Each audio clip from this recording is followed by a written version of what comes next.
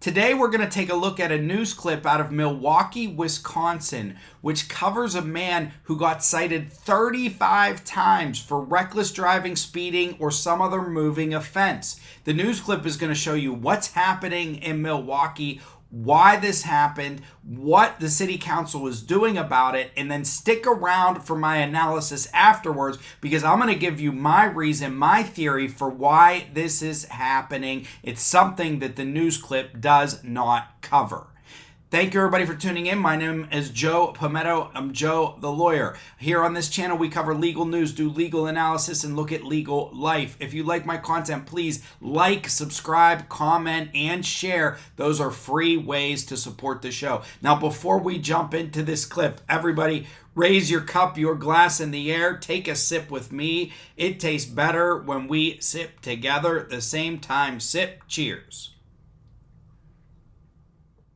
The crisis hasn't changed. That's what a longtime Milwaukee alderman says nearly 2 years after his task force made dozens of recommendations to curb reckless driving. The 35-page report was issued in June of 2020. Fox 6 investigator Brian Polson shows you a 24-year-old driver whose record of violations is 2 pages longer than that.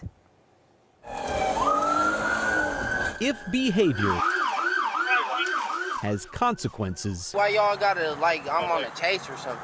I gotta catch up to you, right? 24-year-old Dyrell Chaplin. Why you gotta be, grabbing me? I just don't want you running. Doesn't seem worried. I can't just give you my name and stuff so I can hurry up the process because I really gotta go. He has people to see. I gotta get to my mom's because I got a funeral in the morning for my auntie. And live streams to host. Running res in broad day, that's me. When Milwaukee politicians talk about reckless drivers, they literally have no respect for your life. For those who are engaged in reckless driving, beware. We will do something. They might as well call him by name. Chaplin? Yeah. In the last 3 years alone, police in southeast Wisconsin have stopped him 35 times. You're going 66 miles per hour, stealing it on the viaduct is 30. That's right, 35 times in just 3 years. You got the worst driving record I've ever seen. From blowing red lights to rolling through stop signs, cutting off traffic, and speeding. Lots and lots of speeding. I'm in a wreck. All of it with no plates, no registration, no insurance, and no license. You don't have no ID on you, Adam? No. Got driver's license on you? No. No driver's license? But I'll tell you my name so I can hurry yourself. Oh, you don't got your ID on you? Yet every time police stop him, Bro, you take over the speed, man, okay? they let him drive away. I mean, you just let him go to continue violating the law. One officer even left him with this. Do me for you slow down, right? In case you missed it, that was a fist bump. It's so disrespectful to everybody that has lost someone because of someone like that, driving like that. For Tristan Thomas, that someone was his sister. It's been extremely hard. Police say the man who caused the crash that killed Dwynetta Thomas last month had been driving with a revoked license for 5 years. So you can imagine what he thinks. My blood was boiling. Of drivers so enamored with their own reckless behavior, they record it. You really have no regard for anybody else's life, much less your own. Y'all know what the going on. We on center with it now. You're out here thinking you're cool and you're really not. Something needs to be done about this because we can't wait any longer. Mabel's right. Folks are just plain fed up. Last year, under mounting public pressure, Milwaukee police launched the Traffic Safety Unit, or TSU, and put Captain Jeffrey Sun in charge. This has got to be a full-scale approach to everything. Between March 1st and August 31st last year, TSU officers wrote more than 15,000 speeding tickets. That's 4 times the same period in 2020 and triple that of 2019, before the pandemic. But Milwaukee Alderman Michael Murphy says tickets alone won't cut it with repeat offenders. Take those tickets, look at them, throw them in the backseat of the car. Thanks very much, they drive off. That's exactly what happens. Chaplin has racked up more than $9,000 in fines from 73 municipal tickets. I always got paper on. Almost all of which remain unpaid. It has moved to a whole different level of disrespect. Tyrone Dumas wants the city to send a stronger message. What's wrong with lowering the boom? The county's former director of public works spent 10 years helping young drivers get suspended licenses reinstated. But with the recent surge in reckless behavior, his tone has changed. One of my friends told me, he said, man, in your old age, you done got mean. Consider what happened last summer. I was doing 50. Yeah, speedometer's on 30. When police and sheriff's deputies stopped Chaplin 8 times in 33 days. I ain't running the stop sign. Dude, it's on camera, my guy. I yield. I'm not here to mess with you, bro. Every time Stopped as a white 4-door Infiniti. he was driving the same car, a white Infiniti G37. Infinity and beyond! I bet you if you don't have your car for 30 days, you'll think about the fact that, ooh, there's a consequence. In October, Dumas emailed his old pal, Jeffrey Norman, the city's new chief of police. He responded. He suggested officers crack down on reckless drivers by taking their cars. And it was one of those, oh yeah, that makes total sense. Police listened. The chair votes aye. The Milwaukee Fire and Police Commission approved a change in policy. Now we have the option to tow the vehicle. Starting May 1st, officers will be able to tow a reckless driver's car if the vehicle is unregistered and the driver was stopped for endangering public safety, exceeding the speed limit by 25 miles per hour, fleeing from police, or racing. Let's do something. I think this is just the start. I think this is a good step. Thomas is concerned that policy is too limited. It's a small step. We do not want officers waiting for tows for hours on end. And Captain Sun says officers will still have discretion. I'm not worried about the plates or insurance or nothing. The officer does have an option, but most officers are going to tow this individual. One member of the Fire and Police Commission warns the new tow policy will have a disparate impact on poor drivers. That's also why I disagree that this is the next step. She was outvoted 5-1. Why am I supposed to bleed my heart for you when you were willing to put other people in danger? Danger is written all over Dyrell Chaplin's driving record. 37 pages, man. The question is what it will take to change his behavior before the consequences are irreversible. The police department's new towing policy for reckless drivers takes effect this Sunday. But while Tyrone Dumas was hoping their cars would be taken for 30 days, the police department says there is no time frame set on that policy. In theory, Captain Sun says they could come right here to the city tow lot the same day to get their cars back out. However, the Department of Public Works says those reckless drivers will have to pay for towing and storage, and they'll have to get their cars properly registered before they can get them out. In Milwaukee, Brian Polson, Fox 6 Investigators. Brian, thank you. So if you're wondering how we identified this driver as one of Milwaukee's most egregious reckless drivers, check out our Open Record podcast tomorrow. Brian will explain just how we found him and how many others there are like him. You can find Open Record wherever you download your favorite podcast, or go to fox6now.com, and you're there, click on news and scroll to podcasts. To say it's maddening doesn't even begin to cover it. It is so irresponsible. You watch that and you're just, you at home, I'm sure you're just angry. I mean, there's like a flippancy to it, like, so. Let's see how this policy works. Yeah, exactly.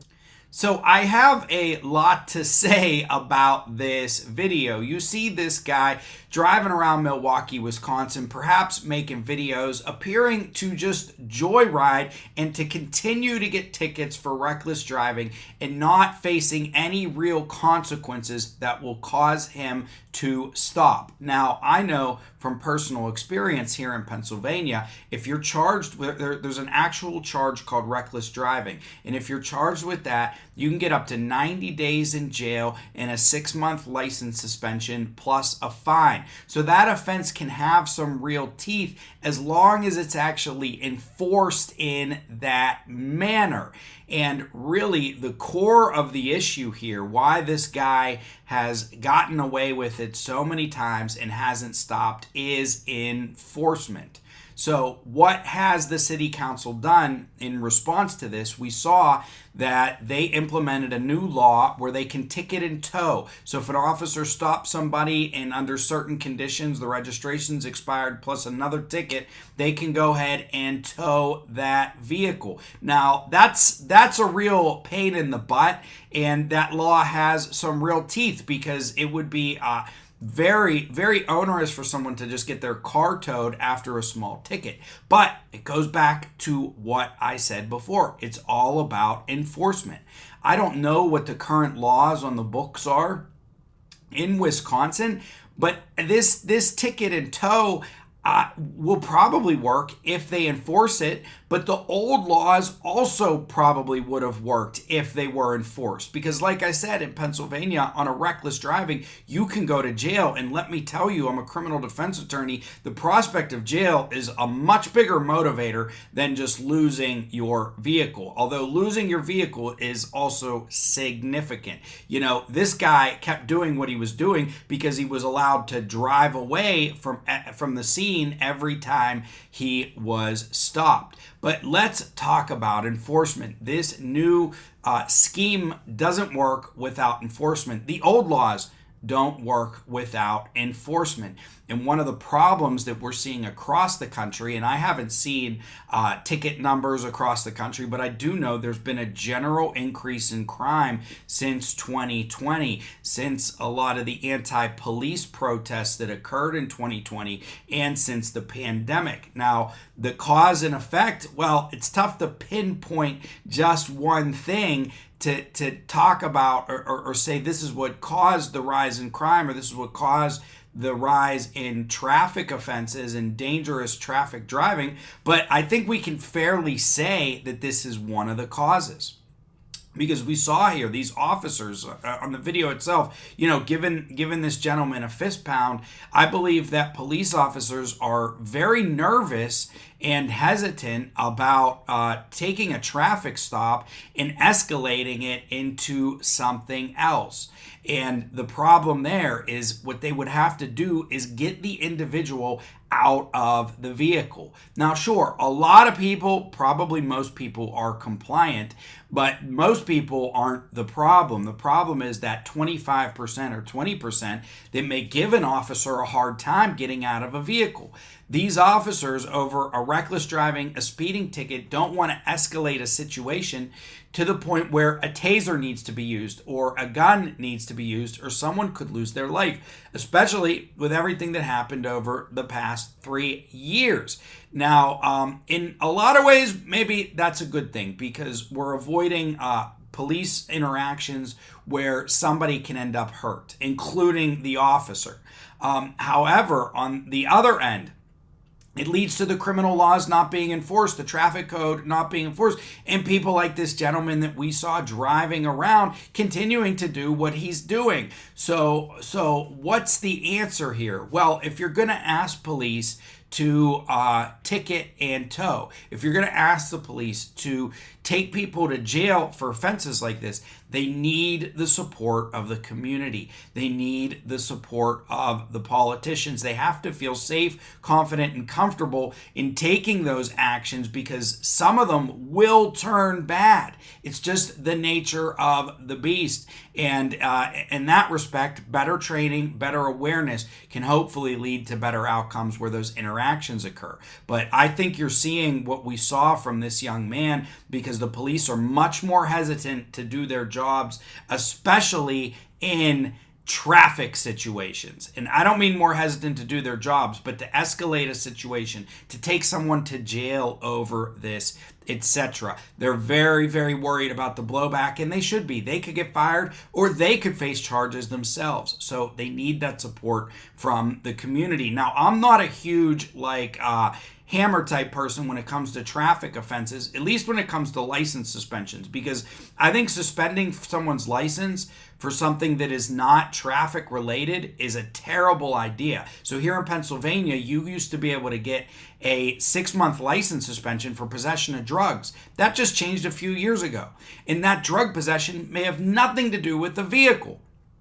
Now, the DUI laws in a lot of ways have gotten better because they're providing more and more for ignition interlock now. And that's a great compromise because a DUI person is a danger on the road. But if we can take away their ability to even drive while intoxicated, then they can still go to work and live a life but not put people in danger. However, when you're dealing with individuals who are just completely disregarding the laws, it doesn't have to do with alcohol or drugs. The only way to stop them is to get them off the road or to make them feel real consequences. So I like what the city council did. I just hope that the officers will feel comfortable implementing those laws, and that there's enough support from the community for the police officers in case something goes wrong.